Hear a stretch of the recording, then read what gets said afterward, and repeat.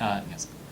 Okay, so when you had your first film done, right, and so you have it now, it's in its finished form, how did you find out who you had to go to pitch to be able to make distribution? You just found the name of the person, called up and said, I have a movie I'd like to pitch to you? That's what I did initially when I didn't know anything. When I finished my first feature film, I showed it, I think, to every single independent distributor in the United States. You know, carrying these cans around, you know, making appointments, carrying them around, giving to them. Everyone said no. Then about 7 months later, it got accepted to the Toronto Film Festival. This would have been the Toronto Film Festival in September of '89. It was the audience favorite shindig of the festival. It was a big deal. By the time I got to Toronto, you know, I was like a star. And Miramax bought the film for, you know, 3 times what I spent on it for the United States and Canada. I didn't even know yet that I could approach distributors in Holland, in France, in Germany, you know, and make about the same amount of money in each of those territories. So that appealed to me in all sorts. But that's how it was done. I made my first feature film was made for $62,000 in 35 millimeter. My boss paid for $50,000 of it. Jerry Brownstein. He was in this neighborhood. He had a small production company that produced informational videotapes for industry, but mostly for the Internal Revenue Service, funny enough.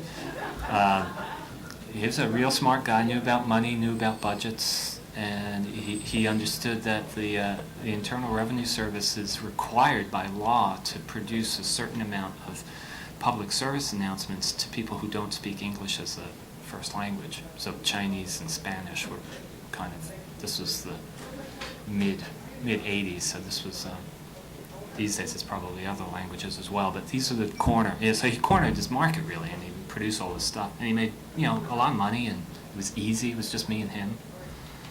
But he was bored, and he saw me making all these, you know, art films all the time after hours, and he was curious, and I was going to make kind of a short feature in 16 millimeter, and I asked him to sign a bank loan. I took out a bank loan for that, and then he suggested that we make a 35 millimeter. He's like not into art really. He doesn't follow films, doesn't know anything about art.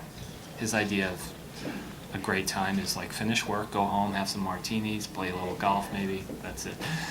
But he got so interested, he liked seeing me and my friends so excited about things. But the way he thought, I just really appreciated it. He said, you need to make this a bona fide commercial product, meaning 35 is a real product. 16 is kind of, you know, had the odor of amateurishness about it.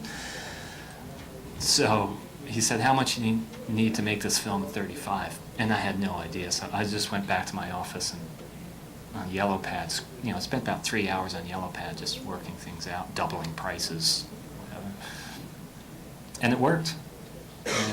And it was great. It was a terrific experience. He got all his money back and 30% premium on it, and we were able to pay everybody. So that's how, that will never happen again, I think. Just a few questions on that. Which film did you make for 62,000? That was The Unbelievable Truth. Did the crew work for free? The crew worked for free, well, what we called deferred. When we made the deal with Miramax, we were able to pay everybody their money.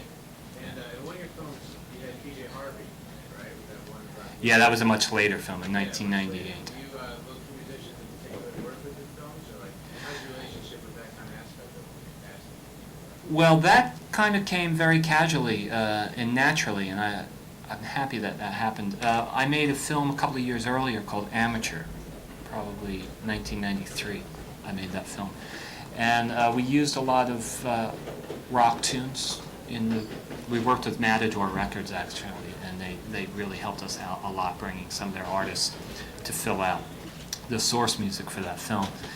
But we also bought a song from PJ. And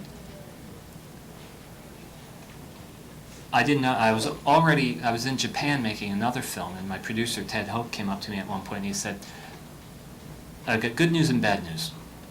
The first The good news is that Sony Pictures Classics has cut a trailer that I'm sure you're going to like, a promotional trailer for the film. The bad news is that they've used Polly's song in exactly the way that we promised we would not use it to her record company. They said, fine, she's happy for your song to be in the movie, but don't use it as the signature tune of the movie. Which, what that means in practical terms is don't put it as the one piece of music on the trailer. So when you go in to see a movie, a trailer comes up, there's P.J. Harvey's song and a movie by Hal Hartlyy. It seems like it's more important to the movie than it is, and that was very important to them. And we promised, okay, we won't do that, but Sony had done it while I was away, and it was already playing in the movie theaters. So Ted said, don't worry about it. I'll take care of the legalities and all that, and we'll deal with the business. It's not a huge problem. But in the meantime, you should probably write a letter to the artist to artist, just saying, sorry this happened, it was an oversight, whatever.